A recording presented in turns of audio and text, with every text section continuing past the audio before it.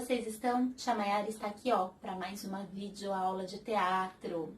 Bom, hoje vai ser um pouquinho diferente, porque nós vamos iniciar o nosso estudo do nosso livro paradidático. E o nosso livro paradidático é Catirina e a Piscina, o livro paradidático do terceiro bimestre. Então, se você não está com ele aí em mãos, pausa o vídeo rapidinho, vai lá, pega o seu livro e volta aqui que eu aguardo vocês. Bom, pessoal, já pegaram o livro de vocês? Então, Catirina e a Piscina. Antes da gente começar a ler o livro, lembra que eu sempre falo? Vamos ler o que está escrito atrás. Esse livro aqui é um livro escrito por uma autora, tá? Por uma mulher. O nome dela é Gláucia de Souza. Então, vamos ver o que está escrito atrás, qual o resumo desse livro, do que vai se tratar a história. Então, vamos lá. Catirina fala dos seus pais, seus irmãos e seus amigos, sobre a escola e o clube onde trabalha, recolhendo carteirinhas das pessoas que vão à piscina. Catirina fala do seu dia a dia, das histórias inventadas pela sua irmã Luísa, das histórias que ela mesma inventa e também de seus sonhos e desejos. Eu continuo pensando que a minha história é minha, e que a do meu pai e da minha mãe é deles. Mas se não for, não faz mal. A única coisa que eu queria, só pra mim, era a piscina.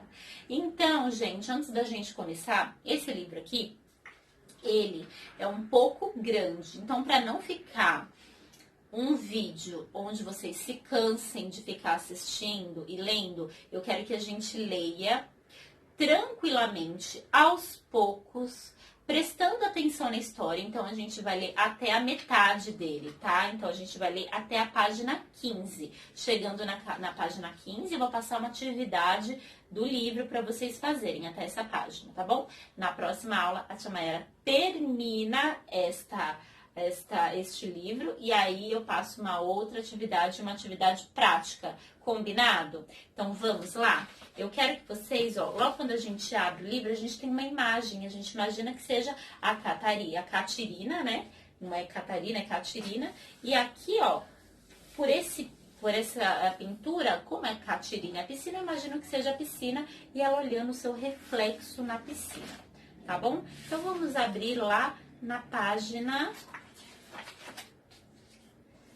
6, tá? Página 6 e 7.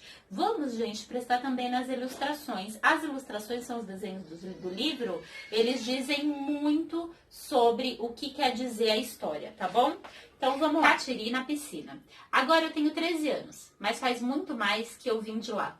Aliás, nem fui eu que vim, foi meu pai, mas minha mãe.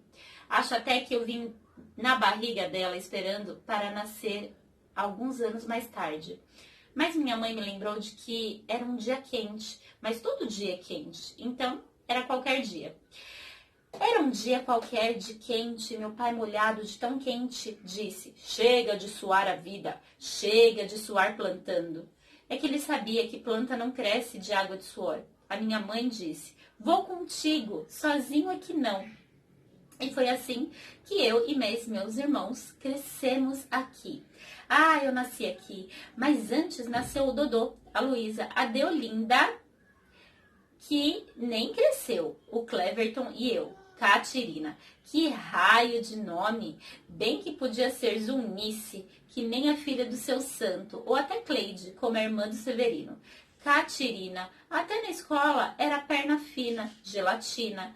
Catarina, e eu até preferia ser Catarina, Margarina, Creolina, cada um inventava uma brincadeira com meu nome. Eu nem reclamava. Como eu ia reclamar se o Chico era pior? Pinico, Nanico, Mico. Mas, na verdade, tinha um nome que inventaram para mim que eu gostava muito. Piscina. Era tão lindo. A piscina da Catirina, mas tem que ser piscina grande, azul e branca, feita a que o seu Tonho diz que tem no clube onde ele trabalha, aquele clube de gente rica e que para entrar só mostrando carteirinha com retrato, assinatura e recibo de pagamento. Catirina, piscina. Acho que nunca vou ter uma piscina. Lá onde meu pai e minha mãe moravam, o pai disse que não tinha água não, nem piscina, mas eu estava contando como eu nasci. Meu pai, mas minha mãe saíram de lá por conta do calor, da secura das coisas. Quando pegaram o caminho, nem sabiam como aqui era. Nem sabiam se iriam ficar aqui. Só sabiam que o sul era depois da estrada. A mãe diz que a cidade de longe é tão diferente. Um mundo de coisas. Carro, loja, casa, rua, gente. Devia ser mesmo, bem boa.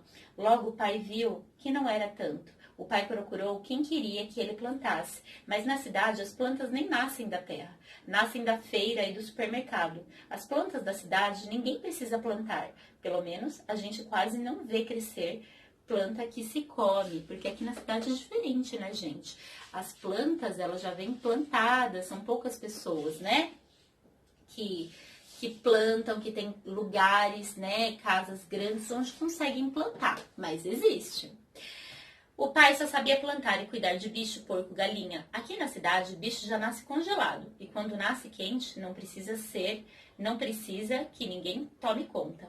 Já está saído da panela. Ou então, quando está vivo, vive solto. Que nem os porcos e as galinhas que andam aqui perto de casa. Eles andam de um lado para o outro, com o seu monte de filhotes que nem arrumaria com aquele montão de filhos. Os porcos e as galinhas, coitados, passam o dia todo comendo lixo. Comendo lixo. Depois que eles engordam, ficam bem gordinhos, tem gente que pega e come os porcos e as galinhas. Às vezes eu fico pensando, será que a gente também come o lixo que está na barriga deles? Voltando ao pai, sem poder cuidar de bichos ou plantar, ele teve que arranjar outro trabalho. Como ele era forte, começou a carregar caixote num botequim. A mãe lavava e passava para as freguesas da Dona Amélia.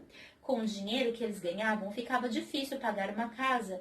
Por isso, a gente veio morar aqui. As pessoas diziam que era melhor, porque não precisava pagar imposto. Era só construir a casa com papelão, madeira, ou se o dinheiro desse, com tijolo. Eu disse, a gente veio morar aqui. Mas quem veio foi o pai, mas a mãe. Eu e meus irmãos, a gente ainda estava na barriga da mãe, esperando nascer quando eles chegaram. Então aqui ela conta como se fosse um diário mesmo da vida do pai e da mãe até ela nascer, né? Onde eles moravam, acredito que seja uma zona rural, um lugar onde tinha animais, plantações, e eles vieram para a cidade para ter uma vida melhor. Eu nasci aqui, na cidade. Meus irmãos no hospital. Quando foi a minha vez de nascer, não deu tempo da minha mãe ficar no hospital. Sinto muito, só no mês que vem. Aqui só tratamos unha encravada. Ih, dona, os aparelhos quebraram todos. Engraçado.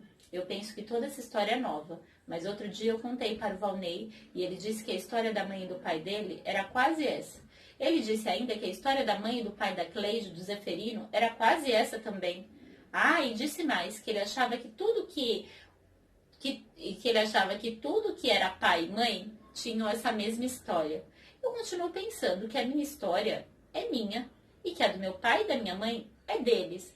Mas se não for, não faz mal. A única coisa que eu queria para mim era a piscina. Ah, era a piscina. Mar, navio, piscina. Quando eu entrei na escola, nem pensei que um dia eu pudesse ver parte dela. A primeira vez que eu entrei na escola foi quando o Cleverton quebrou o estojo muito chique de um garoto da turma dele. A professora deixou o Cleverton de castigo e disse que ele não entrava na escola de novo se a mãe não fosse lá falar com ela. Foi assim que eu entrei na escola. E não para a escola. Lá em casa, só o Cleverton era da escola. O Dodô estudou um pouquinho e foi aprender a consertar carro com seu Lourival. A Luísa bem que gostava de estudar, mas ficava em casa com a gente, porque a mãe tinha que ir trabalhar com a Dona Amélia. A Luísa cuidava da casa, correndo, e ia fazer os trabalhos da escola. Aí eu, o Cleverton, a gente cismava que a história sem fim que puxava outra história, mas sem fim ainda. Um dia ela contou a do navio foguete, que era uma mistura de navio antigo com foguete de desenho japonês. Aqueles que a gente via na casa do Valnei. O Valnei tem televisão, porque o pai dele é motorista de ônibus. A história do navio foguete não acabava mais. Depois ela emendava na do boi busão. Era um boi sem cabeça que fazia bu. Era busão, justamente porque fazia bu. Quem faz bu só pode ser busão. Busão que nem o Cleverton, que se escondeu embaixo da cama. E quando a Luísa já ia emendar outra história, na do boi, soltou um bu enorme. Um busão que fez logo a Luísa parar de falar. A Luísa também desistiu de estudar. Foi a vez do Cleverton. Ah, o Cleverton nem queria saber de aula. Pintava e bordava, sapateava e reclamava. Quero ir embora! E gritava, implicava com todo mundo. Foi por causa dele que eu vim parar na escola. Finalmente a minha vez. Difícil de arrumar uma vaga para a escola dos meus irmãos, mas a mãe acordou cedo, foi lá e disse que eu era esperta. Mais esperta do que os outros filhos. Acho mesmo que esperta foi a mãe ao dizer que eu era esperta. Assim todo mundo esquecia as besteiras que o Cleverton fazia na escola. Foi assim que eu entrei na escola. E não para a escola. Entrei na escola porque eu entrei inteira. Mergulhei na escola, no pátio, na sala, no refeitório, no recreio, na aula da professora. E até parecia que eu estava cheia de escola por todos os lados. Que nem a gente fica cheia de água em volta quando mergulha. O Cleverton repetiu mais uma vez e eu fiquei na sala dele. Finalmente eu iria aprender a ler. Um dia, um navio velho, cansou de estudar no mar e virou foguete japonês. Se a Luísa soubesse escrever, eu ia ler as histórias dela.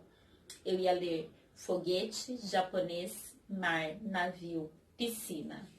Então aqui ela continua contando a história, como ela entrou para a escola, e a gente começa a perceber o quanto ela imagina, o quanto ela é criativa, o quanto ela viaja realmente na sua imaginação. Lembra que eu falo para vocês que com a imaginação a gente consegue ir para qualquer lugar? E realmente, gente, de fato, a gente consegue ir para qualquer lugar. Então, a Catirina fazia das dificuldades uma linda história para contar a sua própria história. Olha só. Tá acabando, tá? A gente vai parar na página 13. A história da uva. Vavá viu a uva, Eva viu Vavá, Vavá viu a neve no inverno. Como deve ser a neve? Fofa? Fria? Diferente? No inverno lá em casa não é inverno, não tem neve. Um dia eu perguntei para o Valnei se ele já tinha visto a neve. Tinha, no Natal. Seu Tonho convidou o Valnei para ir até o clube onde ele trabalhava. Papai chegava para os filhos das pessoas que frequentavam o clube. Na hora da chegada, caía a neve do teto sem parar. Até me lembro do Valnei contando. A neve é branquinha, cai lá de cima do teto do salão do clube. Depois que o Papai Noel foi embora, todo mundo foi também. E eu pude investigar essa história da neve. E como é que você soube que era neve? Ah, ora, Catirina, eu perguntei pro seu Tonho o que eram aqueles bolinhos brancos caídos do teto.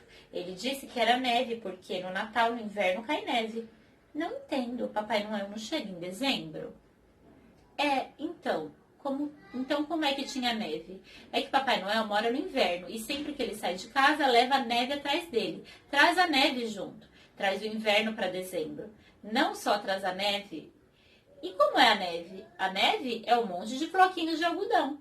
Eu me lembrei de tudo isso quando eu aprendi a ler. Eu tinha 6 anos quando eu comecei a aprender a ler. Um dia a professora chegou na sala e escreveu um monte de palavras no quadro. Começou a ler.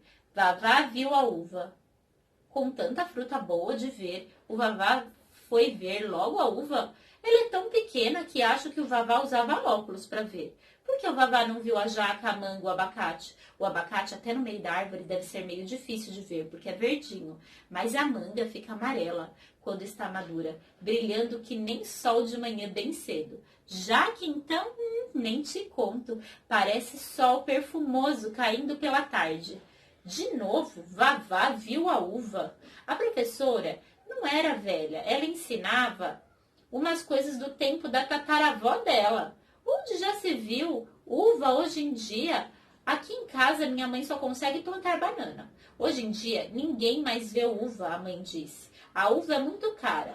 Mesmo o Valnei, que já viu até a neve e tem televisão, nunca viu a uva. Com certeza, o Vavá era um homem bem velho, do tempo em que as uvas eram grandes, do tamanho das melancias, e todo mundo podia ver. Depois a professora falou, vamos copiar, gente. Vavá viu a uva, Eva viu Vavá, Vavá viu a neve no inverno.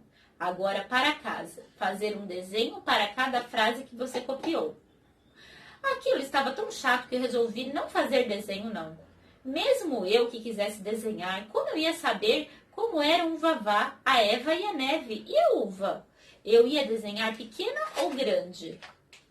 Como eram as uvas que todo mundo via? Hein? Foi então que eu resolvi escrever a história da uva. A história da uva.